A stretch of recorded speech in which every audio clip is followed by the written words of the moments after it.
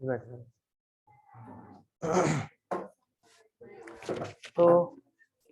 देखिए भाई, हम लोग आज स्टार्ट कर रहे हैं मैकेनिकल प्रॉपर्टीज ऑफ फ्लूइड्स। हम लोगों ने सॉलिड्स कंप्लीट कर लिया था और आज हम लोग mechanical properties of fluids start करेंगे। ये आपकी एनसीईआरटी के सेकंड बुक का काफी इंपॉर्टेंट टॉपिक है, चैप्टर है। इस चैप्टर से काफी सारी चीजें, काफी सारी न्यूमेरिकल्स, डेरिवेशंस और कंसेप्चुअल प्रॉब्लम्स बनती हैं। तो अभी एक एक करके हम लोग जो है सबसे पहले इसको समझना शुरू करते हैं। तो सबसे पहले हम चर्चा करते हैं कि सॉलिड और फ्लूइड में डिफरेंस क्या है। What is the difference in solids and fluids. तो देखिए, आपने एक छोटी सी डेफिनेशन या एक कंपैरिजन आपने छोटी क्लास में पढ़ा था कि सॉलिड्स वो होते हैं जिनका शेप, साइज और वॉल्यूम तीनों क्या होते हैं, फिक्स। ठीक। लिक्विड्स वो होते हैं जिनका वॉल्यूम फिक्स होता है लेकिन शेप और साइज फिक्स नहीं होता है। और तीसरा आपने पढ़ा था कि गैसेस जिनका शेप, साइज और वॉल्यूम तीनों फिक्स नहीं होते हैं। ठीक है ना। तो ये चीजें आपने 10th 10th में कभी पढ़ी होंगी, 9th 9th में। लेकिन अभी हमें थोड़ा साइंटिफिक टर्म में बात करनी है कि सॉलिड और फ्लूइड में डिफरेंस क्या है। तो सॉलिड्स वो होते हैं जिनके पास अपना मॉडुलस ऑफ रिजिडिटी होता है। मतलब सॉलिड्स वो मैटर का वो पार्ट है, सॉलिड्स मैटर के वो पार्ट हैं जिन पे जब आप एक टेंजेंशियल फोर्स लगाते हो, यानी जैसे हम लोग शेयरिंग स्ट्रेस बोलते हैं। क्या बोलते हैं आप? शेयरिंग स्ट्रेस याद होगा आप सबको। किसी बॉडी पर अगर आप फोर्स उसकी सरफेस के अलोंग लगाते हैं, मान लीजिए जैसे ये बॉडी है, आपने अगर फोर्स इसकी सरफेस के अलोंग लगाया ऐसे, तो अगर सरफेस के अलोंग लगाया तो आप देख सकते हो कि ये जो बॉडी है ये टेंजेंशियल फोर्स को रिस्ट्रिक्ट कर रही है, उसको जो है उसका अपोज कर रही है। मैं फोर्स इधर लगा रहा हूं, मैं चाहता हूं कि ये बॉडी इधर जाए, ठीक, लेकिन इसकी लोअर सरफेस फिक्स है और मैंने जैसे इस पे टेंजेंशियल फोर्स लगाया, टेंजेंशियल स्ट्रेस डेवलप करा, इसने उस स्ट्रेस का अपोज करा और अपनी पोजीशन चेंज नहीं करी, शेप चेंज करा, शेप थोड़ा बहुत चेंज करने की कोशिश करी, लेकिन ये अपनी पोजीशन से आगे नहीं बढ़ा। और यही हमारे रिजिड बॉडीज की डेफिनेशन होती है कि रिजिड बॉडीज या सॉलिड्स वो होते हैं जो टेंजेंशियल स्ट्रेस को अपोज कर सकते हैं, या जिनके पास हम कह सकते हैं कि उनका अपना मॉडुलस ऑफ रिजिडिटी होता है, वो रिजिड होते हैं। अगर आप उस पर टेंजेंशियल फोर्स लगाओगे, टेंजेंशियल स्ट्रेस डेवलप करोगे, तो वो उसका अपोज करेंगे। उसका क्या करेंगे? अपोज। जबकि फ्लूइड्स हमारे मैटर का वो पार्ट है जिस पर अगर आपने टेंजेंशियल स्ट्रेस डेवलप लगाया तो ये टेंजेंशियल स्ट्रेस को का अपोज नहीं कर पाते हैं, और जिस डायरेक्शन में शेयरिंग स्ट्रेस लगता है या जिस डायरेक्शन में टेंजेंशियल फोर्स लगता है, हमारा फ्लूइड उसी डायरेक्शन में फ्लो करना शुरू कर देता है। इसीलिए फ्लूइड की एक डेफिनेशन दी गई है, which can flow is fluid. जो फ्लो हो सकता है, जो आगे बह सकता है, आगे मूव कर सकता है, किसकी वजह से? टेंजेंशियल स्ट्रेस की वजह से या शेयरिंग स्ट्रेस की वजह से, वही हमारा फ्लूइड है। वही हमारा क्या है? फ्लूइड। मेरी बात समझ गए? सॉलिड्स क्या है? सॉलिड्स वो है विच डू नॉट फ्लो, जिस पर आप टेंजेंशियल स्ट्रेस लगाएं और टेंजेंशियल स्ट्रेस लगाने पर हमारा वो सॉलिड जो है वो आगे की तरफ ना जाए, ठीक है। और वो मतलब आप जब उस पर शेयरिंग स्ट्रेस लगाएं तो शेयरिंग स्ट्रेस लगाने पर वो उसका अपोज करे और अपनी पोजीशन पर रिटेन रहने की कोशिश करे, उनको हम रिजिड बॉडीज या सॉलिड्स बोलते हैं, है ना। क्या बोलते हैं? सॉलिड्स या रिजिड बॉडीज वो है जिनके पास अपना क्या होता है, अगर आप सरल शब्दों में बात करें तो जिनके पास अपना मॉडुलस ऑफ रिजिडिटी है। मॉडुलस ऑफ रिजिडिटी नाम से समझ आ रहा होगा, मॉडुलस ऑफ रिजिडिटी मतलब कि जो रिजिड है उनके पास अपना एक स्पेसिफिक मॉडुलस होता है, और ये मॉडुलस सिर्फ किनके पास हो सकता है? सॉलिड्स के पास। इसीलिए सॉलिड्स की एक डेफिनेशन दी गई है कि सॉलिड्स मैटर के वो पार्ट हैं या मैटर का वो हिस्सा है जिस पर आप अगर टेंजेंशियल स्ट्रेस यानी कि सरफेस के अलोंग फोर्स लगाते हैं तो उसके पास उस टेंजेंशियल स्ट्रेस का अपोज करने की प्रॉपर्टी होती है, यानी कि वो टेंजेंशियल स्ट्रेस का अपोज कर सकता है, वो रिजिड रह सकता है। इसीलिए हम उनको रिजिड बॉडीज या सॉलिड्स कहते हैं। फ्लूइड्स मैटर के वो पार्ट हैं जिसमें आप बहुत स्मॉल अमाउंट का टेंजेंशियल स्ट्रेस लगा दीजिए, यानी सरफेस के लॉन्ग फोर्स लगा दीजिए, तो वो फ्लो करना शुरू कर देते हैं। क्या करना शुरू कर देते हैं? फ्लो। इसीलिए एयर भी आसानी से फ्लो हो जाती है, वाटर भी आसानी से फ्लो कर जाता है, कोई भी फ्लूइड है वो, हाँ फ्लूइड, आपका जो फ्लूइड होता है वो दो पार्ट में डिवाइड है, लिक्विड और गैस। वो कैसे डिवाइड है वो भी मैं आपको बताऊंगा, लेकिन अभी फ्लूइड को अगर आप समझना चाहें तो फ्लूइड के पास अपनी मॉडुलस ऑफ रिजिडिटी नहीं होती है, यानी कि फ्लूइड्स मैटर के वो पार्ट हैं, फ्लूइड्स मैटर के वो पार्ट हैं जो जिन पर आप जब शेयर स्ट्रेस लगाते हैं तो शेयर स्ट्रेस या शेयरिंग स्ट्रेस लगाने पर वो उसका अपोज नहीं करते हैं, उसके इन्फ्लुएंस में आके वो फ्लो करना शुरू कर देते हैं, तो उनको बोला जाता है फ्लूइड्स। क्या बोला जाता है? फ्लूइड्स। अब फ्लूइड्स भी हमारे आगे दो पार्ट में डिवाइड है, फ्लूइड्स भी हमारे आगे कितने पार्ट में डिवाइड है? दो पार्ट, लिक्विड और गैस। लिक्विड की क्या डेफिनेशन सुनी है आपने आज तक, जो बचपन में सुनी है? लिक्विड की क्या डेफिनेशन सुनी है कि लिक्विड्स वो होते हैं जिनका शेप जिनका वॉल्यूम फिक्स होता है और शेप और साइज चेंज किया जा सकता है, वो लिक्विड्स हैं, और गैस वो हैं जिनका शेप साइज वॉल्यूम तीनों चेंज करे जा सकते हैं। लेकिन अगर 11th में आपसे पूछता है कि लिक्विड और गैस में क्या डिफरेंस है, तो आपको लिखना होगा कि liquids are incompressible while gases are compressible. Gases are what? Gases अच्छा, कंप्रेसिबिलिटी और इनकम्प्रेसिबिलिटी क्या होता है पहले जरा इसको समझते हैं। आप किसी भी बॉडी पर फोर्स लगाएं और किसी भी ऑब्जेक्ट पर फोर्स लगाएं, और फोर्स लगाने पर अगर उसके वॉल्यूम और डेंसिटी में कोई चेंज ना आए, किसमें चेंज ना आए? जो वॉल्यूम है वो फिक्स रहे, डेंसिटी में भी चेंज ना आए, ऐसे सब्सटेंस हम बोल सकते हैं कि वो सब्सटेंस जो है वो इनकम्प्रेसिबल है। क्या है? इनकम्प्रेसिबल। इनकम्प्रेसिबिलिटी का मतलब होता है कि on applying external forces body के वॉल्यूम में कोई चेंज ना आए और उसकी डेंसिटी में कोई चेंज ना आए। आप 1 लीटर पानी लीजिए, ठीक है, अब वो 1 लीटर ऑफ वाटर आप किसी भी कंटेनर में रखिए, कुछ भी करिए, या उस पर प्रेशर अप्लाई करिए, तो उसका जो वॉल्यूम है वो पहले भी 1 लीटर था, अभी भी कितना रहेगा? 1 लीटर, और उसके डेंसिटी में भी बहुत ज्यादा चेंज नहीं आएगा, ऑलमोस्ट नेग्लिजिबल चेंज आएगा। इसलिए हम बोलते हैं कि वाटर जो है वो इनकम्प्रेसिबल है, मतलब फ्लूइड्स जो होते हैं, फ्लूइड्स में जो लिक्विड्स होते हैं वो इनकम्प्रेसिबल कैटेगरी में आते हैं। किसमें आते हैं? इनकम्प्रेसिबल। जबकि गैसेस क्या होती हैं? कंप्रेसिबल। कंप्रेसिबिलिटी का मतलब क्या होता है कि एक्सटर्नल प्रेशर में या एक्सटर्नल फोर्स की वजह से बॉडी का वॉल्यूम भी चेंज हो जाए और उसका प्रेशर भी चेंज उसका डेंसिटी भी चेंज हो जाए, तो हम बोलते हैं कि वो जो मैटर का वो जो पार्ट है वो कंप्रेसिबल है, उसके अंदर कंप्रेसिबिलिटी की प्रॉपर्टी है, और gases are compressible. Gases are what? Compressible. CNG सुना हुआ है? सीएनजी का फुल फॉर्म क्या है?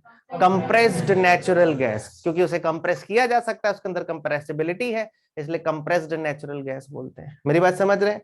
आपने परफ्यूम बोतल यूज करते हो, उसमें जो परफ्यूम भरा होता है, जो गैस होता है, कंप्रेसिबिलिटी की वजह से ही उसको हाई प्रेशर में रखा गया है, नोजल प्रेस किया, गैस बाहर की तरफ आया। समझ रहे हैं मेरी बात को? क्लियर हो रही है मेरी बात? ठीक है, हाँ आएगा, वो अभी आएगा आगे।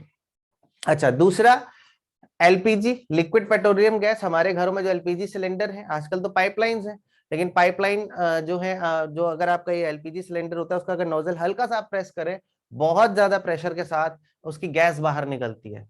क्यों? क्योंकि उसमें मेथेन गैस है, मिथेन गैस है, और उसे कंप्रेसिबिलिटी है उसके अंदर, उसे कंप्रेस किया गया है। लेकिन वाटर को कंप्रेस नहीं कर सकते। अगर वाटर को कंप्रेस करना है तो उसमें हवा डालनी पड़ेगी। आपने देखा होगा जो वाटर, मतलब जिसमें अगर वाटर है साथ में थोड़ी गैस मिक्स करी जाएगी, एयर मिक्स करा जाएगा, फिर उसको थोड़ा सा कंप्रेस किया जाएगा। इसके बिना नहीं हो सकता। क्यों? क्योंकि liquids are incompressible. Liquids are what? Incompressible. इसीलिए हम सीएनजी यूज करते हैं, इसीलिए हम एलपीजी यूज करते हैं, इसीलिए हम डिओड्रेंट्स यूज कर पाते हैं, क्योंकि उनको कंप्रेस करके कहीं भी फिल किया जा सकता है, और उनके वॉल्यूम को भी क्या किया जा सकता है? चेंज। उनके वॉल्यूम को भी क्या किया जा सकता है? चेंज। मेरी बात समझ रहे हैं? क्लियर है मेरी बात? तो अब आपको समझ आ गया मैटर के कितने पार्ट होते हैं? दो। कौन कौन से? सॉलिड और फ्लूइड। सॉलिड्स क्या है? सॉलिड्स क्या है? जिनके पास अपना क्या होता है? मॉडुलस ऑफ रिजिडिटी, यानी जो किसका अपोज कर सकते हैं? शेयर स्ट्रेस का। आप उसमें शेयरिंग स्ट्रेस या टेंजेंशियल फोर्स लगाइए, वो उसका अपोज करेगा और अपनी पोजीशन पे बना रहेगा, तो यानी कि वो क्या कहलाता है? वो कहलाता है सॉलिड्स। नहीं आया? अच्छा, और दूसरा कौन सा पार्ट था? फ्लूइड्स क्या होते हैं? जिनके पास अपना मॉडुलस ऑफ रिजिडिटी ऑलमोस्ट नहीं होता है, और इनके पास, इन पर अगर आप टेंजेंशियल फोर्स लगाओगे या टेंजेंशियल आप शेयरिंग फोर्स लगाओगे, तो ये उसी की इसको अपोज नहीं कर पाएंगे और उसी की डायरेक्शन में बहना शुरू कर देंगे। इसीलिए बुक्स में आप एक डेफिनेशन पढ़ते हैं, fluids which can flow. Fluids are those which can flow. Simple सी डेफिनेशन है, बट वो फ्लो क्यों करते हैं? क्योंकि उनके पास शेयरिंग स्ट्रेस का अपोज करने की कोई प्रॉपर्टी नहीं होती है, क्योंकि उनके पास अपने कोई मॉडुलस ऑफ रिजिडिटी नहीं होती है। अरे हमारी बात क्लियर हुई कि नहीं हुई? अच्छा, फ्लूइड कितने प्रकार के होते हैं? कौन कौन से? नर्सरी में क्या पढ़ा था इसमें कि लिक्विड्स का क्या फिक्स होता है? वॉल्यूम। और नर्सरी में ये भी पढ़ा था कि गैस का क्या फिक्स नहीं होता है? अभी 12वीं कक्षा 11वीं 12वीं में गए नहीं, जाने वाले 11वीं में क्या पढ़ा कि लिक्विड्स क्या है? इनकम्प्रेसिबल। उनका क्या चेंज नहीं किया जा सकता? वॉल्यूम। 1 लीटर पानी 1 लीटर पानी रहेगा, उसका वॉल्यूम चेंज नहीं कर, शेप चेंज कर सकते हो। अब लिक्विड डेफिनेशन सुन लो, क्या पढ़े थे? क्या पढ़े थे डेफिनेशन के बचपन में नर्सरी में कि liquids are those which have fixed volume, और फिक्स्ड वॉल्यूम मतलब इनकम्प्रेसिबल। क्या होते हैं? इनकम्प्रेसिबल। उनके अंदर एक इनकम्प्रेसिबिलिटी की प्रॉपर्टी होती है, और गैस के अंदर भैया कंप्रेसिबिलिटी। वो क्या करे जा सकते हैं? कंप्रेस। उनका क्या चेंज किया जा सकता है? वॉल्यूम। उनके क्या चेंज करी सकती है? डेंसिटी। जबकि लिक्विड का वॉल्यूम और डेंसिटी चेंज नहीं, ऑलमोस्ट फिक्स रहती है। थोड़ा बहुत चेंज आ जाए भाई, वो एक अलग चीज है, नथिंग इज आइडियल। ठीक है, अरे समझ गया भैया? अच्छा नहीं समझे? अच्छा, तो यहां तक तो क्लियर हो गया होगा। इसीलिए आपने सीएनजी सुना है, कंप्रेस्ड नेचुरल गैस, इसीलिए आपका एलपीजी में भी कंप्रेस्ड गैस है, उसके अंदर मीथेन गैस को कंप्रेस करके भरा गया है। और उसी में आपका परफ्यूम बोतल में जो डिओड्रेंट होता है उसमें भी आपका डिओड्रेंट भरा गया है, कंप्रेस करके भरा गया है ना? तो दैट मीन्स कि यहाँ पर ये होता है कि अभी आपको समझ आ गया होगा, तो लिखना शुरू कर दीजिए। लिखिए, लिखिए, there are two types of matter. Matter हाँ, ठीक है? नहीं नहीं, दो ही होते। अरे प्लाज्मा आजमा दूसरी चीज है, वो बाद में पढ़ोगे, जब 12वीं में जाओगे तो प्लाज्मा पढ़ाया जाएगा, प्लाज्मा भी होता है। तो क्या लिखा? There are two types of matter. पहले लिखिए सॉलिड्स, फर्स्ट पॉइंट लिखिए सॉलिड्स, और सॉलिड्स में लिखिए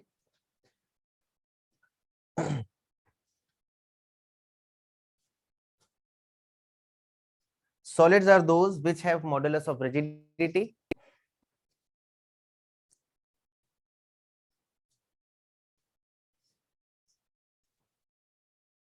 which have modulus of rigidity,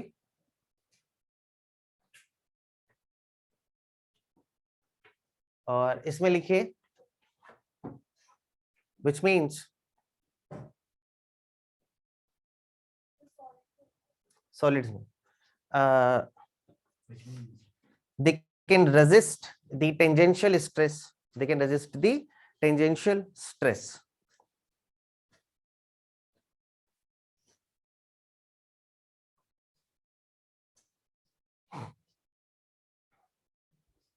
next heading डालें, नेक्स्ट हेडिंग है मतलब नेक्स्ट पॉइंट लिखें फ्लूइड्स। फ्लूइड्स में लिखें, तो फ्लूइड्स में आपको लिखना है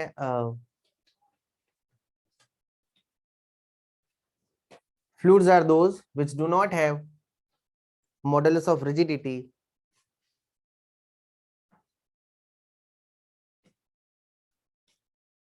which do not have modulus of rigidity,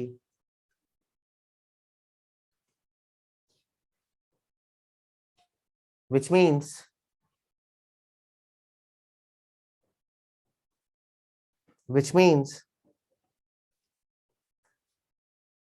they can flow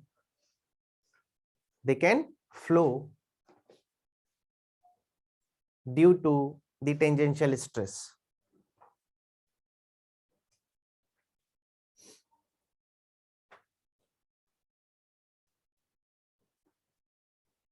ठीक है, अब लिखिए नेक्स्ट लाइन से we can divide the fluid in two categories, या we can divide the fluid in two parts. We can divide the fluid in two parts. आज अनमरिया नहीं आई, कहाँ गई है? लिखिए, इसमें लिखिए क्या लिखा है? Two parts. पहला लिखिए liquids,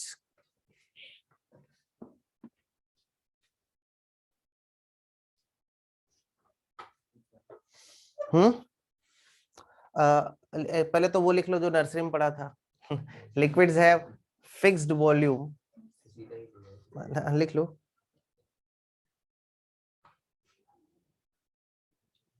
Liquids have fixed volume, which means they are incompressible.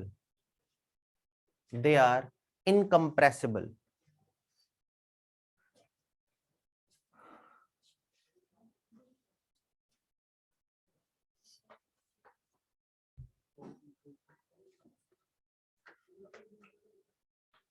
ठीक है,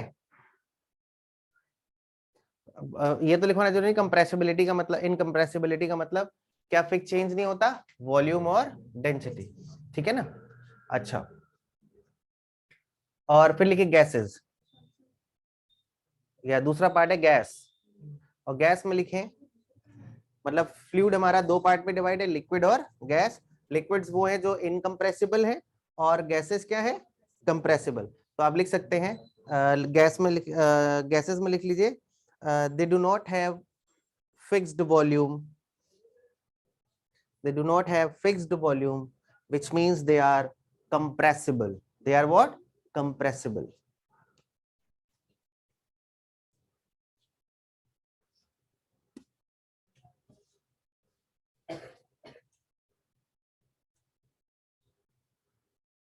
अब देखिए,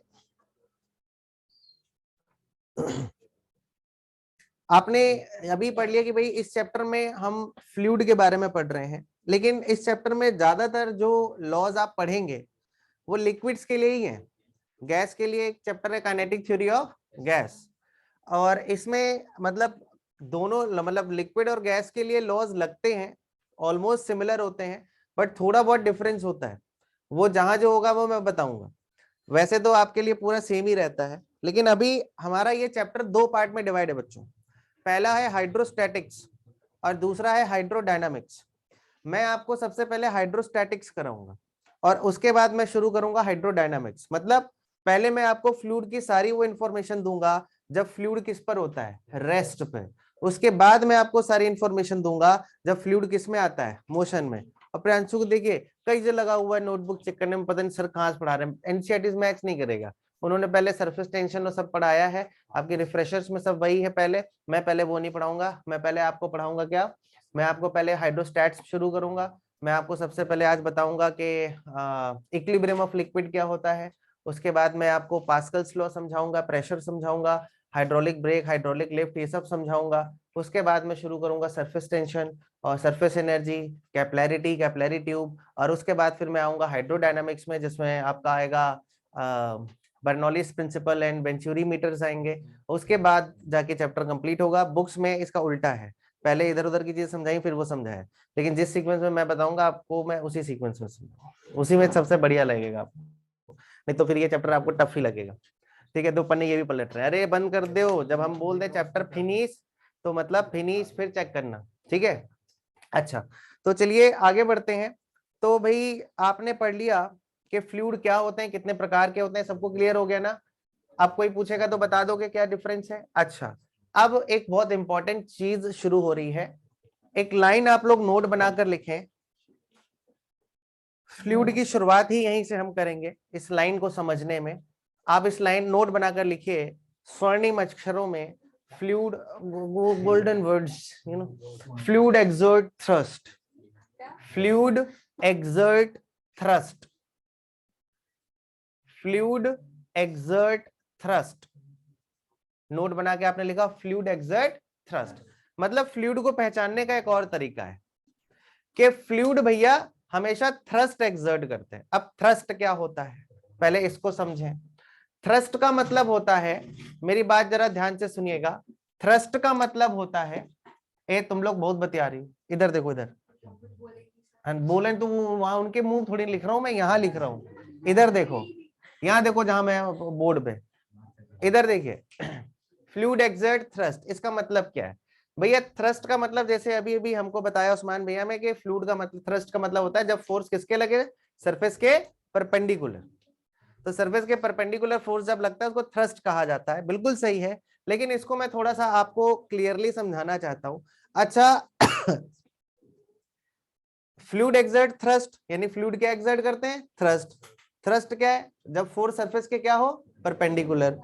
अब जरा देखिए कि यहां पर अगर मैं समझना चाहूं कि थ्रस्ट मतलब हो गया, जैसे अभी इन्होंने बताया कि फोर्स सरफेस के परपेंडिकुलर लगे तभी थ्रस्ट है।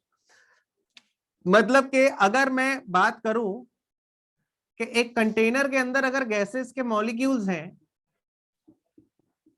ठीक है, बहुत ध्यान से समझिएगा, एक कंटेनर के अंदर गैसेस के मॉलिक्यूल्स हैं, तो ये मॉलिक्यूल्स इन पर जो थ्रस्ट लगा रहे हैं, मतलब इसके अंदर जो वाटर है या जो गैस है, गैस के पार्टिकल्स है, वो इन वॉल्स पर, बेस पर और टॉप पर थ्रस्ट एक्सर्ट कर रहे हैं। थ्रस्ट मतलब जब फोर्स सरफेस के कैसा हो, परपेंडिकुलर, यानी हर डायरेक्शन में परपेंडिकुलर फोर्स ही आ रहा है। तो अब जरा इसके बारे में तनीषा जी विचार किया जाए कि इसका मतलब ये होता है कि अगर फ्लूइड थ्रस्ट एक्सर्ट कर रहा है तो इसका मतलब मॉलिक्यूल्स जितने भी हैं सब ऐसे टकरा रहे होंगे बिल्कुल सीधा सीधा जाके, तभी थ्रस्ट आ रहा है। समझे मेरी बात को? मतलब जनरली हम क्या समझते हैं, हमने पढ़ लिया फ्लूइड एक्सर्ट थ्रस्ट, तो फिर थ्रस्ट में पढ़ लिया कि जब फोर्स सरफेस के कैसा हो, परपेंडिकुलर, और ये फोर्स कौन लगा रहा होगा, अंदर फ्लूइड के पार्टिकल्स। तो अब बच्चों के दिमाग में एक चीज आ जाती है, अच्छा इसका मतलब ये हुआ कि अगर मैं इस कंटेनर में बात करूं और इसके अंदर पानी भर दिया या लिक्विड भर दिया तो ये थ्रस्ट एक्सर्ट करेगा, और थ्रस्ट मतलब हो गया कि फोर्स सरफेस के कैसा आएगा, परपेंडिकुलर। तो फिर इसके बाद वो अपना एक थ्योरी और बनाते हैं, ठीक, जिसको वो अपने मन में रखते हैं, क्या कि अगर फोर्स सरफेस के परपेंडिकुलर आ रहा है इसका मतलब ये मॉलिक्यूल भी बिल्कुल परपेंडिकुलर जाके टकरा रहा होगा, ऐसे टकरा रहा होगा, ये वाला पार्टिकल ऐसे टकरा रहा होगा, ये वाला ऐसे टकरा रहा होगा, बिल्कुल परपेंडिकुलर टकरा रहे होंगे, तो टकरा के बिल्कुल परपेंडिकुलर फोर्स भी लगा रहे होंगे। लेकिन इतने सब में नहीं होते हैं फ्लूइड के मॉलिक्यूल्स, वो रैंडम मोशन करते हैं। क्या करते हैं, वो इसी कंटेनर के अंदर इधर इधर उधर उधर इनकी जहां मर्जी है वहां वो घूमते रहते हैं, ठीक। तो इसका मतलब सारे पार्टिकल्स परपेंडिकुलर तो नहीं टकरा रहे, तो फिर थ्रस्ट क्यों आया, फोर्स कैसे सरफेस के परपेंडिकुलर हो गया, प्रश्न ये उठता है। आपका ध्यान मैं यहां ना ले जाता तो भी कोई बात नहीं थी, आप लोग बस पढ़ लेते फ्लूइड एक्सर्ट थ्रस्ट और आगे बढ़ जाते। लेकिन प्रश्न यही है कि जब इसके अंदर सारे मॉलिक्यूल्स रैंडम मोशन कर रहे हैं, इधर उधर जा रहे हैं, उनकी कोई डायरेक्शन फिक्स नहीं है, तो फिर फोर्स कैसे सरफेस के परपेंडिकुलर आ गया, बताइए, एनी आइडिया? दो दो तरीके से समझाऊंगा, लेकिन अभी आप लोग बताएं कि छोटे से पॉइंट पे 90 डिग्री, और एनी अदर आंसर? कि आखिर जब हमने पढ़ा हुआ है कि फ्लूइड के सारे मॉलिक्यूल्स रैंडम मोशन करते हैं तो उनकी डायरेक्शन फिक्स नहीं है, तो फिर आखिर थ्रस्ट कैसे जनरेट हुआ? जब मॉलिक्यूल सरफेस पे टकराएगा तो जो फोर्स मॉलिक्यूल टकराने पे सरफेस के ऊपर बनेगा वो परपेंडिकुलर होगा। वही तो पूछ रहा हूँ क्यों मैंने यही पूछा है कि मान लीजिए कंटेनर का वो मॉलिक्यूल है, कंटेनर है, और एक मॉलिक्यूल इधर को आ रहा है, तो टकराएगा तो ऐसे टकराएगा, इधर टकराएगा, तो हम तो टकराएगा मतलब फोर्स इधर को आना चाहिए, लेकिन हम कह रहे नहीं फोर्स ऐसे आएगा। यही तो मेरा प्रश्न है कि फोर्स ऐसा गया क्यों? आज चलिए ठीक है, ये बहुत छोटी डिस्टेंस के पीछे पड़ गए। हाँ हाँ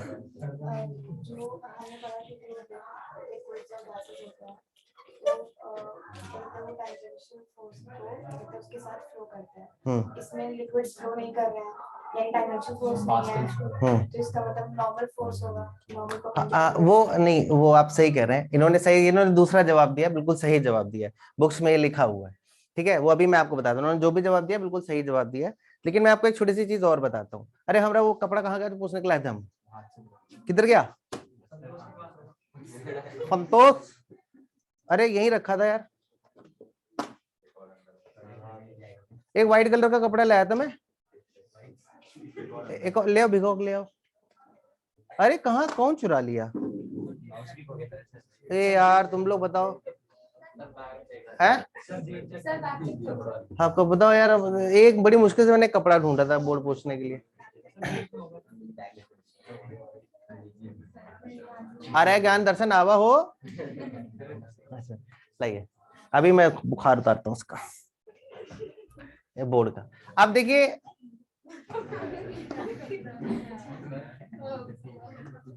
अरे वो डस्टर खराब हो गया तो काला काला प्रिंट छूट रहा है, या बोर्ड खराब हो गया, दो में से कोई एक चीज है। तो कुछ गड़बड़ हो गई इसमें। चलिए अब मैं आपको एक, इन्होंने बिल्कुल सही जवाब दिया, विपांशी जी ने एकदम सही जवाब दिया। मैंने जो शुरुआत में आपको बताया कि जो फ्लूइड होता है वो टेंजेंशियल फोर्स को बेयर नहीं कर सकता, मतलब उसको रेजिस्ट नहीं कर सकता है, तो इसका मतलब फोर्स हमेशा सरफेस के परपेंडिकुलर होना चाहिए। इनका कहना बिल्कुल सही है, लेकिन उसकी कंडीशन लिखी हुई बुक्स में, if the liquid is in equilibrium, तो वो क्या है वो भी मैं आपको समझाता हूँ, उसके जस्ट बाद वही शुरू करूंगा। आपको एक और लॉजिक बताता हूँ, हम इसे ऑलरेडी लॉज ऑफ मोशन में पढ़ चुके हैं। क्या पढ़ा हुआ है? अच्छा, फोर्स होता क्या है? फोर्स होता है rate of change of momentum. क्या होता है? Rate of change of momentum, यही तो होता है ना, फोर्स का मतलब होता है rate of change of momentum. तो अगर आप इमेजिन करिए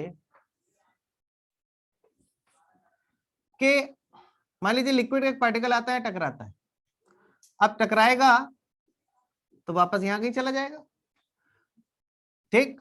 अब या मान लीजिए यू वेलोसिटी से टकराता है और इसी वेलोसिटी से वापस भी जाता है, अगर मैं इलास्टिक कोलिजन ले रहा हूं, तो आप ये देखिए अगर ये एंगल थीटा है तो इधर कौन सा कंपोनेंट आएगा? You cos theta. इधर कौन सा आएगा? और टकराने के बाद इधर कौन सा कंपोनेंट आएगा? You cos theta. इधर कौन सा आएगा? You sine theta. तो अगर मैं अलोंग वाई एक्सिस बात करूं, किसके अलोंग बात करूं? अगर वाई एक्सिस के अलोंग मोमेंटम देखूं तो जीरो आ रहा है। कैसे? कोलिजन से पहले मोमेंटम कितना होगा? कोलिजन से पहले याद करो, न्यूमेरिकल करा हुआ है हम लोगों ने।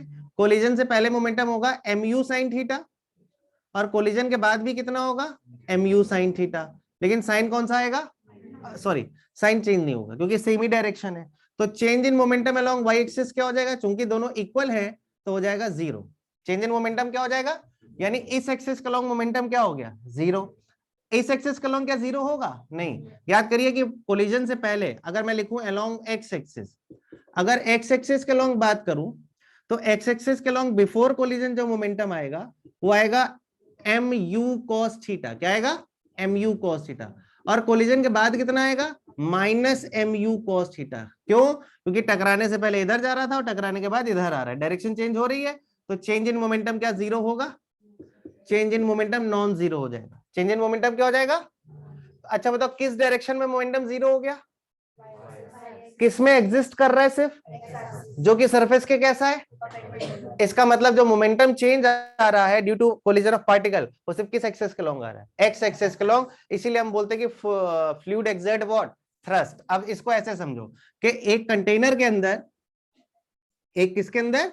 कंटेनर के अंदर गैस के मॉलिक्यूल्स हैं, ठीक। किसके मॉलिक्यूल्स हैं? गैस के। और वो क्या हुआ? एक कंटेनर के अंदर गैस के मॉलिक्यूल्स हैं, और वो मॉलिक्यूल, मान लीजिए इस मॉलिक्यूल की बात करूं, यहां टकराता है, और जब यहां टकराएगा, टकरा के कहीं यहां चला जाएगा, इस एक्सेस के लॉन्ग मोमेंटम क्या हो जाएगा? जीरो।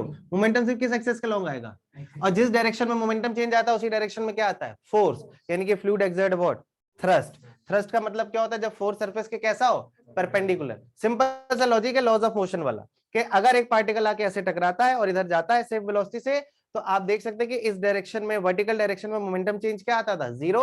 जो भी मोमेंटम चेंज आता था वो किसमें आता था? और इस डायरेक्शन में। और ये डायरेक्शन आप देख सकते हो सरफेस के कैसी है? इस कंटेनर की सरफेस के कैसी है? परपेंडिकुलर। कैसी है? तो इसका मतलब फ्लूइड एक्सर्ट व्हाट? थ्रस्ट। इसीलिए बोला गया थ्रस्ट का मतलब होता है when the force is perpendicular to surface.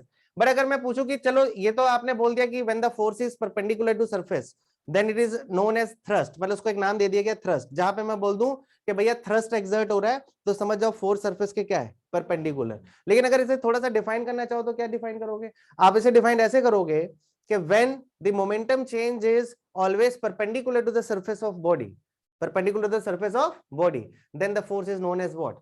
Thrust. जब किसी बॉडी का जो मोमेंटम चेंज है वो उसकी सरफेस के कैसा आ रहा हो? परपेंडिकुलर, तो यानी कि उस बॉडी पर क्या एक्सर्ट हो रहा है? अरे क्या एक्सर्ट हो रहा है?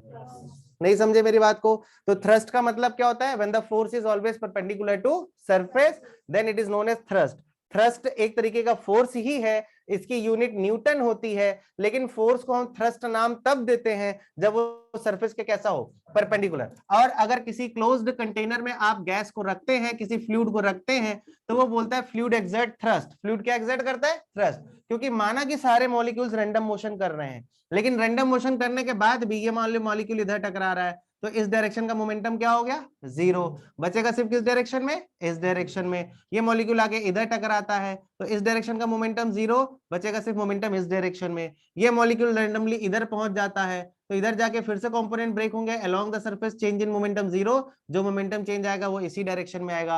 ये मॉलिक्यूल जाके इधर टकरा जाएगा, तो इधर नहीं समझे, तो इसलिए फ्लूइड हमेशा क्या एक्सर्ट करेगा, क्यों? अगर कोई पूछता है क्यों, ये तो सबको पता है कि फ्लूइड एक्सर्ट थ्रस्ट, कोई बोलता है क्यों, तो उसका आप पहला जवाब ये दे सकते हैं भैया इसलिए क्योंकि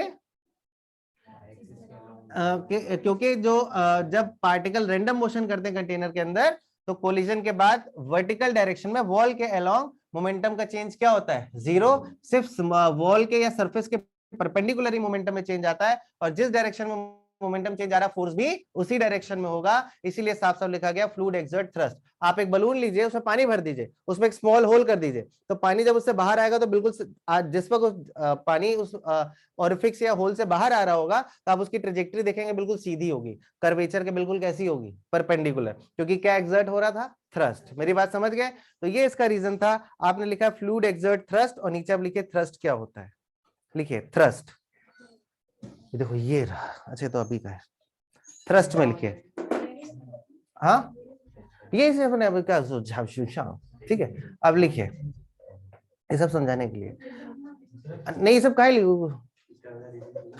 क्या रीजन नहीं, वो कोई रीजन नहीं अब आए, चलो भाई इधर आओ इधर देखिए थ्रस्ट में लिखिए when the force is perpendicular to the surface, when the force is perpendicular to the surface, it is known as thrust, it is known as what, thrust। जब फोर्स सरफेस के कैसा होगा, परपेंडिकुलर, तो वो क्या कहलाएगा, थ्रस्ट, ठीक है। और इसकी एसआई यूनिट न्यूटन ही होती है, क्योंकि ये फोर्स का ही एक दूसरा नाम है। लिख लो, SI unit of thrust is newton, SI unit of thrust क्या होता है, न्यूटन। अच्छा, मैंने क्या बोला, अच्छा, ये था पहला कारण कि फ्लूइड एक्सर्ट थ्रस्ट कैसे होता है। अब दूसरा कारण समझते हैं, जो विपांशी जी ने भी बताया। आप लोग को यही लिखना है, ठीक है, इसलिए मैं वही समझाऊंगा, वैसे तो पूछेगा नहीं, बस समझ लीजिए। देखिए होता क्या है, बुक्स में क्या लिखा हुआ है, बुक्स में उन्होंने समझाया है शेयर मॉडुलस से। उन्होंने कहा, मेरी बात ध्यान से सुनिएगा, ए भैया सुन लीजिए, इसको समझने का एक तरीका है, इसको थोड़ा ध्यान से समझिएगा कि कैसे लिखा हुआ है बुक्स में, ताकि हम इसको क्लियरली कर सके ना। देखिए होता क्या है, अब फ्लूइड के दो पार्ट है, दो तरीके से फ्लूइड को मैं पढ़ना, हाइड्रोस्टैटिक और हाइड्रोडायनामिक्स। हाइड्रोडायनामिक्स में हमारा फ्लूइड फ्लो कर रहा होगा, यानी कि वो आगे की तरफ बढ़ रहा है, वो रेस्ट पर नहीं है। और दूसरा हमें पढ़ना है कि फ्लूइड एट रेस्ट यानी हाइड्रोस्टैटिक। और रेस्ट पर फ्लूइड कब आएगा, जब वो किसी क्लोज्ड कंटेनर में हो, ग्लास में हो, बॉटल में हो, है ना, या किसी क्लोज्ड कंटेनर में हो, तभी आपका फ्लूइड रेस्ट पर माना जाएगा। अगर रिवर में है तो फ्लो करेगा। अरे आना बोल दो यार, आप अपने घर में एक तरफ पानी बहा दो, थोड़ा लेवल ऊपर नीचे रखा ही जाता है, तो पानी जो ऊपर से आपने देखा हाई लेवल से किसको जाने लगता है, लो लेवल। क्यों जाता है, क्योंकि वो शेयर मॉडुलस को या वो शेयर टेंजेंशियल फोर्स को रेजिस्ट नहीं कर सकता। आपने देखा होगा रिवर का पानी फाइनली किसमें चला जाता है, समुद्र में। किसमें जाता है, समुद्र में। क्यों, क्योंकि समुद्र का लेवल नीचे और बाकी रिवर्स का लेवल किधर है, ऊपर। पता है ना ये बात, अच्छा अच्छा। तो अब इसके बाद हम बात करते हैं, मान लीजिए, मानने में कोई बुराई नहीं है, एक क्लोज्ड कंटेनर है और इसमें हमने जॉल भरा हुआ है। क्या भरा हुआ है, जॉल, और अच्छे से जल भरेंगे।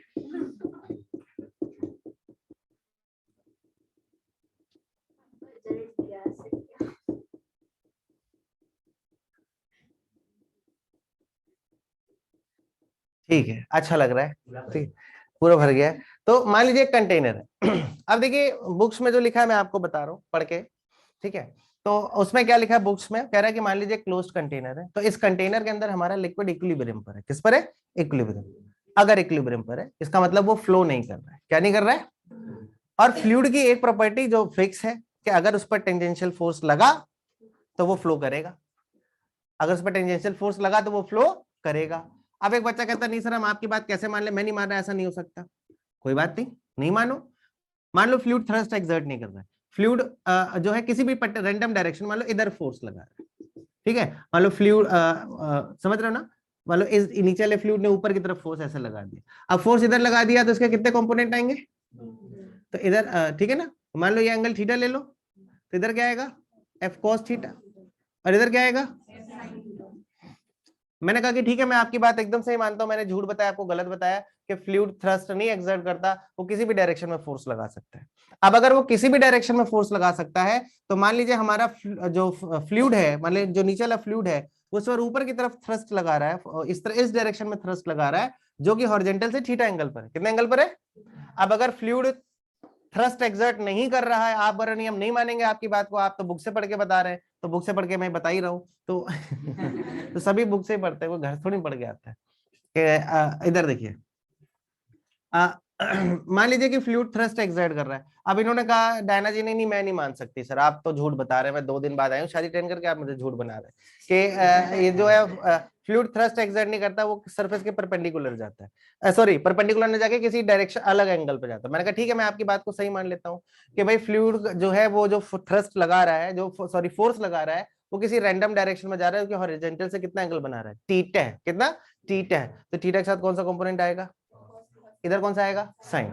अच्छा अब इसमें एक बात यह आती है कि हमारा जो फ्लूइड है, अब उसमें चर्चा ये आती है कि मान लीजिए कि अगर मैं ये मानता हूं कि एफ कॉस थीटा इधर की तरफ एग्जिस्ट कर रहा है ऐसे इस डायरेक्शन में, तो ये अगर आप देखो यहां पर जो भी लिक्विड की लेयर होगी, जो भी लिक्विड की लेयर यहां पर होगी उस पर एक टेंजेंशियल फोर्स लगा कि नहीं लगा, अरे हाँ ना बोल दो भाई, भाई लिक्विड लेयर वाइज होता है कि नहीं होता है, जैसे एक बुक की लेयर्स है भाई, लिक्विड का स्ट्रक्चर या फ्लूइड का स्ट्रक्चर कैसा माना गया, वो ग्रंथ देना जरा, जैसे कि मान लीजिए ये बुक है, ठीक है, तो ये बुक का ऊपर वाला पेज लिक्विड की सबसे ऊपर वाली लेयर, उसके नीचे लिक्विड की दूसरी लेयर, उसके नीचे लिक्विड की तीसरी लेयर, यानी लिक्विड कैसा माना गया है, लेयर वाइज, कैसा माना गया है, लिक्विड का स्ट्रक्चर लेयर वाइज है, ठीक, कि सबसे नीचे बॉटम वाली लेयर है, बॉटम के ऊपर एक और लेयर आ गई, फिर एक और लेयर आ गई, ऐसा करते करते एक के ऊपर लिक्विड की लेयर्स हैं, यानी लिक्विड का जो स्ट्रक्चर एज्यूम करा गया फ्लूइड का वो लेयर वाइज माना गया, कैसा माना गया, लेयर वाइज, यानी कि अगर मैंने कंटेनर में लिक्विड भरा हुआ है तो ऐसे ऐसे ऐसे ऐसे हॉरिजॉन्टल कई सारी लेयर्स होंगी, ठीक है। अब मैं बोलता हूं कि फोर्स के कितने कंपोनेंट आए, 2, एक एफ कॉस थीटा और एक कौन सा आया, एफ साइन थीटा, मैंने इधर लिक्विड की एक लेयर एज्यूम कर ली, अब इस लिक्विड की लेयर पर ये फोर्स कैसा लग रहा है, टेंजेंशियल, और अगर ये टेंजेंशियल फोर्स लग रहा है तो इसका मतलब लिक्विड की फ्लूइड की प्रॉपर्टी है कि फ्लूइड क्या करेगा, फ्लो करेगा, लेकिन हमारा यहाँ पे फ्लूइड फ्लो, अगर फ्लूइड फ्लो नहीं कर रहा है तो इसका मतलब एफ कॉस थीटा की वैल्यू क्या होनी चाहिए, 0, एफ कॉस थीटा की वैल्यू क्या होनी चाहिए, 0, क्योंकि लिक्विड हमारा फ्लूइड इक्विलिब्रियम पर है, यानी कि अगर ये लेयर आगे नहीं जा रही है तो इसका मतलब ये हुआ कि इस पर लगने वाला एफ कॉस थीटा की वैल्यू क्या होनी चाहिए, 0। तो आपको पता है चूंकि लिक्विड फोर्स लगाता है तो फोर्स तो कभी 0 नहीं हो सकता, तो ये वैल्यू अगर 0 बननी है तो this is possible only when cos theta क्या हो, कॉस थीटा क्या हो, अबे कॉस थीटा क्या हो, 0, तो थीटा कितना होगा, हाँ एक आगे बढ़ जाएंगे, 90 बताएंगे पहले सर को, ठीक है, cos थीटा क्या हो जाएगा, 0, तो this is possible only when theta is equal to what, 0, sorry theta कितना होना चाहिए, 90, तो थीटा 90, अब थीटा 90 मतलब क्या कि फोर्स का हॉरिजॉन्टल के साथ एंगल कितना होना चाहिए, 90, तो यानी कि इधर कोई कंपोनेंट नहीं आना चाहिए, जो भी आपका यहाँ पर फोर्स है वो इस डायरेक्शन में जाना ही नहीं चाहिए, और अगर आप चाहते हो कि फोर्स इस डायरेक्शन में ना जाए तो फोर्स की डायरेक्शन हॉरिजॉन्टल से कितनी होनी चाहिए, 90 डिग्री, यानी पूरा पूरा फोर्स इसी डायरेक्शन में होना चाहिए, जो कि आप देख लीजिए अपने आप सरफेस के कैसा आ गया, परपेंडिकुलर, इसीलिए कहा जाता है फ्लूइड एक्सर्ट व्हाट, थ्रस्ट, लेकिन कब, जब फ्लूइड किस पर हो, रेस्ट पर, नहीं समझे, अच्छा नहीं समझे थे, क्या नहीं समझे बताओ, तो ये क्या होता है, ये नहीं समझे क्या होता है, ये बोलो हाँ समझ गए, नेट फोर्स किस पे 0 होगा, नहीं देखिए इक्विलिब्रियम मतलब मैंने आपको क्या बताया कि हमारा चैप्टर 2 पार्ट में डिवाइड है, कि फ्लूइड रेस्ट पर और फ्लूइड किस पर, मोशन पे, तो फ्लूइड मोशन में होने का मतलब कि फ्लूइड को आपने क्लोज बाउंड्री नहीं दी है, अगर आपने फ्लूइड को क्लोज बाउंड्री दे दी है तो इसका मतलब ये हुआ कि फ्लूइड इक्विलिब्रियम पर, यहाँ पर फ्लूइड का इक्विलिब्रियम मतलब फ्लूइड मूव ना करे, और अगर फ्लूइड मूव नहीं कर रहा है तो इसके केस में मैंने ये आपको बताया कि फ्लूइड हमेशा सरफेस के कैसा फोर्स लगाता है, परपेंडिकुलर, तो अभी मैंने आपको ये समझाया कि अगर मेरा फोर्स हॉरिजॉन्टल के साथ कितना एंगल बना रहा है, थीटा, तो अगर थीटा एंगल बना रहे हैं तो दो कंपोनेंट है, एफ कॉस थीटा और एफ कैसा आया, साइन थीटा। तो अगर मैं यहाँ पर एक लेयर एज्यूम करूं तो इस लेयर पर मेरा टेंजेंशियल फोर्स आ रहा है, और टेंजेंशियल फोर्स मतलब शेयरिंग स्ट्रेस, और फ्लूइड कभी शेयरिंग स्ट्रेस को रेजिस्ट नहीं कर सकता, उसकी वजह से वो किस पे आएगा, मोशन में। लेकिन हमारा फ्लूइड मूव नहीं कर रहा बिकॉज वो क्लोज कंटेनर में है, तो इसका मतलब एफ कॉस थीटा की वैल्यू क्या होनी चाहिए, 0। और this is possible only when जब when cos theta is equal to what, 0। और कॉस थीटा 0 सिर्फ आता कब, जब थीटा कितना हो, 90 डिग्री। इसका मतलब फ्लूइड, क्या बोला मैंने, फ्लूइड हमेशा क्या करता है, सरफेस के कैसा फोर्स लगाता है, परपेंडिकुलर। आप जरा इनकी एक प्रश्न का जवाब दे दिया, तो कहेंगे मेरा प्रश्न का जवाब नहीं दिया।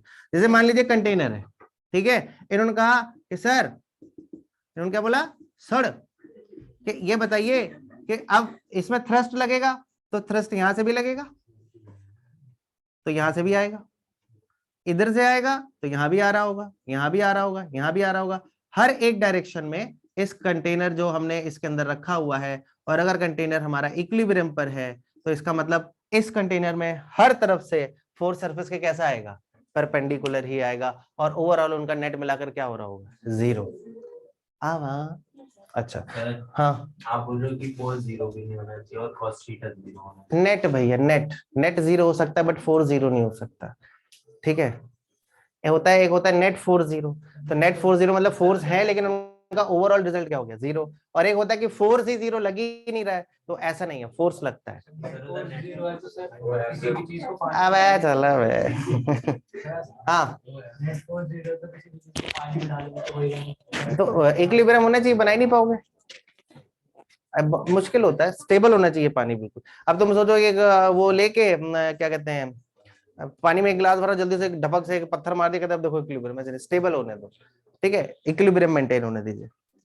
अच्छा, तो भैया समझ गए ना, लिखिए फ्लूइड एक्सर्ट थ्रस्ट, ये डायग्राम बनाइए, मैं लिखवा देता हूँ। ये डायग्राम बनाइए, लिखिए इक्विलिब्रियम इन फ्लूइड, ये वाला बनाइए बस, इक्विलिब्रियम इन फ्लूइड, इक्विलिब्रियम, इक्विलिब्रियम इन फ्लूइड्स। हाँ 10-15 मिनट, मतलब क्या मैंने देर तक बोली थी क्या क्लास आज? अच्छा ओके ओके, हाँ तो खराब हो गया, सही कर रहे थे क्या, ठीक है, मुझे याद आ गया, 12th के लिए बोला था मैंने आप लोगों के लिए, तो 12th वालों की क्लास का लंबी है थोड़ी। लिखिए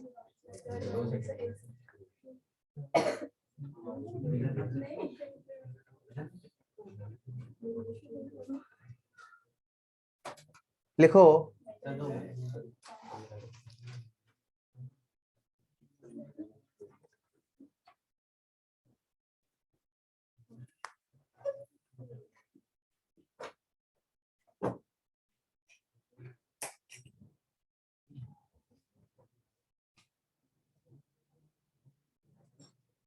किसका पेन है,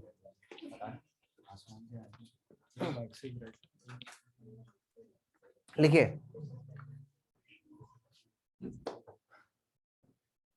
लिखिए, वो अभी लिख लेना, मैं जब बताऊं।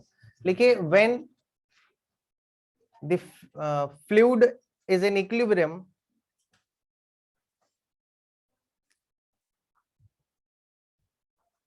then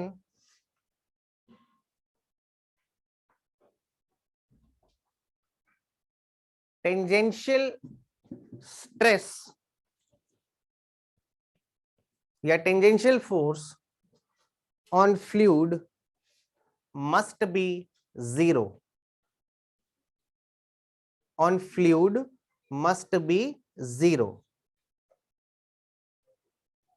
and from above diagram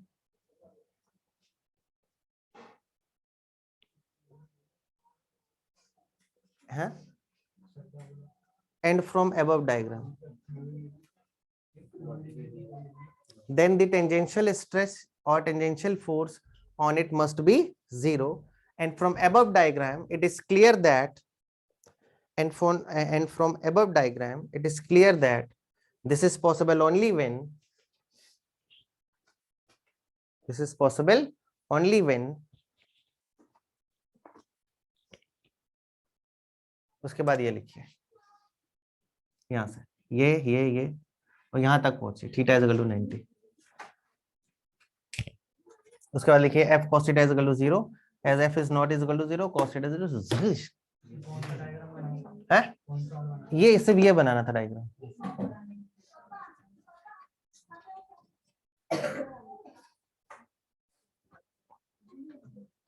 चलिए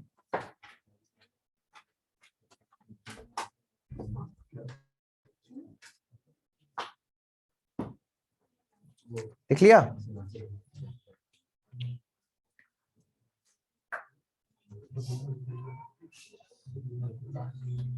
देखिए इसके बाद लिखिए hence the force exerted by fluid, hence the force exerted by fluid must be perpendicular to the surface, must be perpendicular to the surface.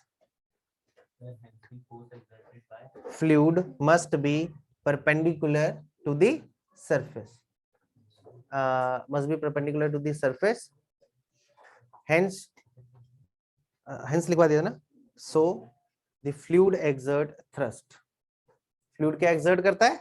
thrust, क्योंकि फोर्स सरफेस के perpendicular हो गया।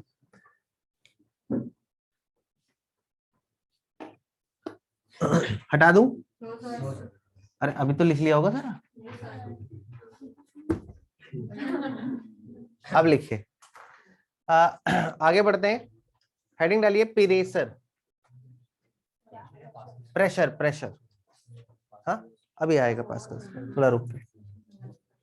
अभी हेडिंग डालिए प्रेशर। आज कौन कौन अनुपस्थित है? आउफ कौन है? अच्छा आयुष और नवल। अच्छा मैं सब मैथ्स के पेपर की तैयारी कर रहे हैं। चेतन और वो चेतन भगत दोनों मैथ्स की। आपको भी तो मैथ्स का पेपर होगा।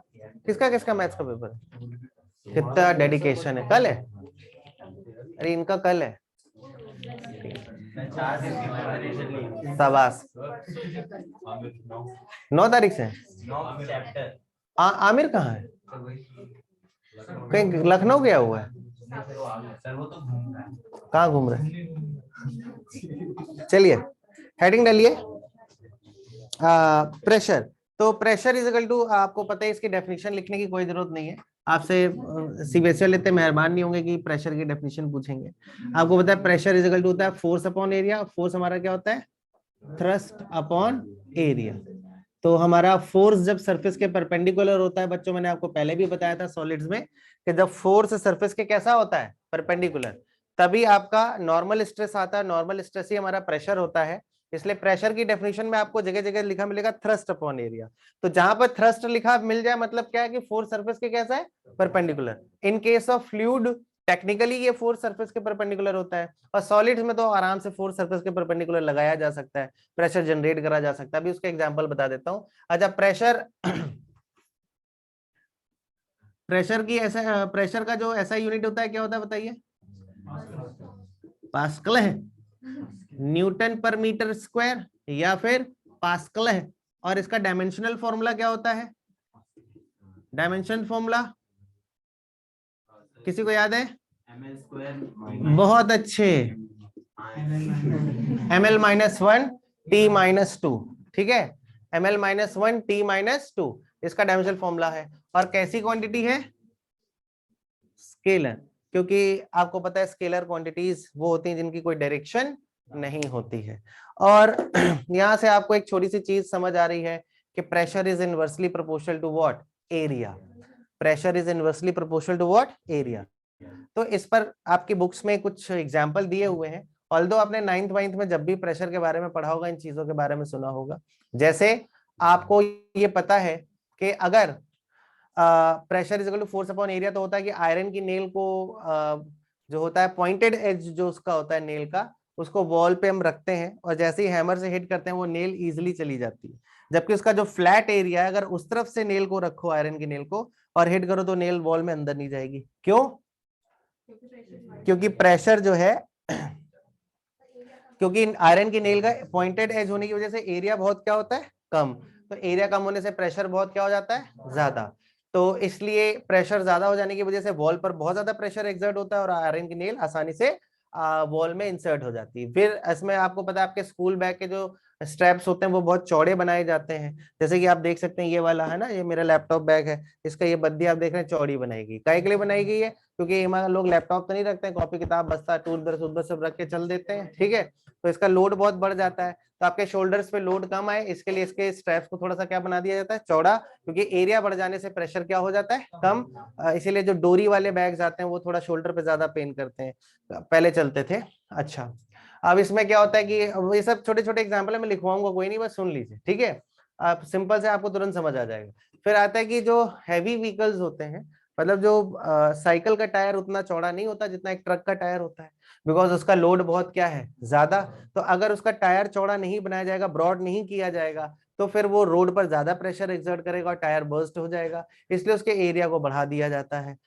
तो यानी कि एरिया का सारा खेल आपको समझ आ ही गया होगा कि एरिया जितना बढ़ जाएगा प्रेशर उतना कम हो जाएगा, एरिया जितना कम प्रेशर उतना ज्यादा। अब आप एनसीईआरटी में एक क्वेश्चन है कि एक पेंसिल हील है, उसका क्रॉस सेक्शनल एरिया दिया हुआ है हील की एज का, तो बताया कि भाई जो लड़की उसका वेट इतना है तो कितना प्रेशर आ रहा होगा। तो प्रेशर इज इक्वल टू क्या होता है, फोर्स अपॉन एरिया।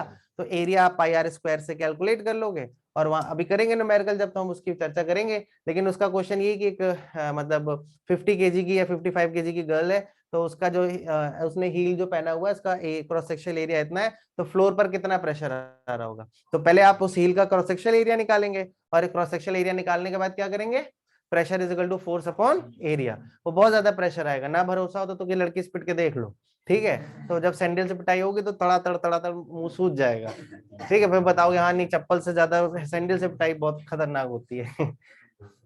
अच्छा, पिट गए थे क्या? हाँ।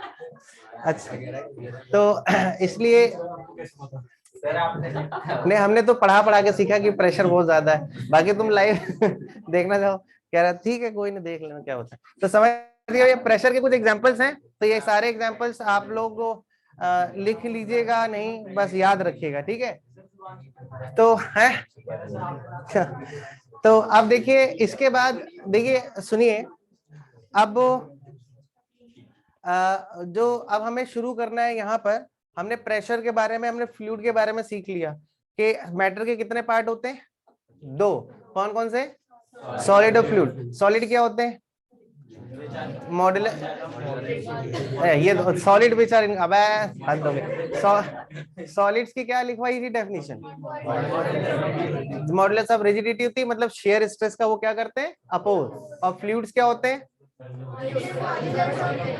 नहीं होता, जो कि अपोज नहीं कर पाते हैं। फ्लूइड के, अरे चुप हो जाओ, फ्लूइड के कितने पार्ट होते हैं, दो। कौन कौन से, लिक्विड क्या होते हैं, जो इन, अच्छा, इनकम्प्रेसिबिलिटी का मतलब क्या है कि ऑन अप्लाइंग एक्सटर्नल प्रेशर और फोर्स इसका वॉल्यूम और डेंसिटी चेंज नहीं होते हैं। So the liquids are incompressible while gases are compressible. क्यों? क्योंकि क्या होता है, आप एक्सटर्नल प्रेशर लगा के उनके वॉल्यूम को और डेंसिटी को चेंज कर सके हैं, ठीक है। और उसके बाद मैंने आपको बताया कि फ्लूइड एक्सर्ट व्हाट, थ्रस्ट। तो थ्रस्ट क्या होता है, when the force is perpendicular to the surface, जब फोर्स सरफेस के परपेंडिकुलर होता है तो क्या एक्सर्ट करता है, थ्रस्ट, ठीक। और थ्रस्ट का मतलब क्या, लिक्विड के सारे मॉलिक्यूल्स ऐसे बिल्कुल सीधा टकराते हैं, नहीं, वो फ्लूइड के मॉलिक्यूल्स तो क्या करते हैं, रैंडम मोशन। लेकिन हमने लॉज ऑफ मोशन में एक न्यूमेरिकल करा था कि जब कोई रैंडम मोशन करता हुआ वर्टिकल वॉल से टकराएगा तो वॉल के अलोंग उसका मोमेंटम क्या हो जाता था, जीरो। जो भी मोमेंटम होता था सरफेस के कैसा होता था, परपेंडिकुलर। तो मोमेंटम भी सरफेस के परपेंडिकुलर, तो फोर्स भी सरफेस के कैसा आएगा, परपेंडिकुलर। क्लियर है सारी बात? बाकी ये मैंने आपको इक्विलिब्रियम बता दिया लिक्विड का। अब अगली क्लास में हम लोग जो शुरू करने वाले हैं वो है हाइड्रोलिक प्रेशर क्या होता है, हाइड्रोलिक प्रेशर का डेप्थ के साथ क्या रिलेशन है, हाइड्रोलिक पैराडॉक्स क्या है, और पास्कल्स लॉ। ये चार चीजें अगली क्लास में कंप्लीट होंगी। और अगली क्लास में हम लोग कब मिलेंगे, अरे यार 6:30 नहीं मिल सकते हो, हाँ? अरे एक तो 6 बजे सुन के दिल बैठ जाता। एक चीज सुन लो, मैं पहले बता दे रहा हूँ, नहीं सुन लीजिए, 6 मतलब 6 6:03 के बाद मैं गेट नहीं ओपन करूंगा। सर से बोल दे रहा है छुट्टी कर दे, नहीं तो घर निकल जाना, रिकॉर्डिंग देख लेना।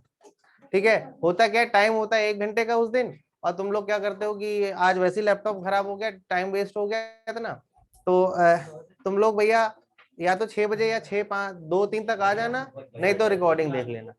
क्योंकि होता क्या, तुम लोग आते हो 10-15 मिनट मुझे बैठाने में लग जाता है कि नहीं? घूम आई?